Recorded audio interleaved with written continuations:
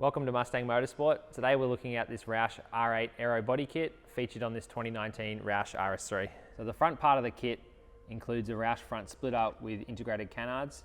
This is also supported underneath by reinforced bracketry.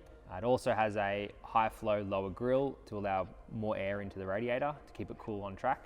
It also has integrated corner pocket kits underneath the lights, which add a bit more aggression to the Roush front bumper bar. The kit also includes Roush heat extractors, which replace the factory hood vents. Down the side of the vehicle, there is color-coded Roush side scoops and window scoops, just to add a little bit more classic design to the vehicle. Moving on to the rear of the car, we have the Roush rear boot spoiler.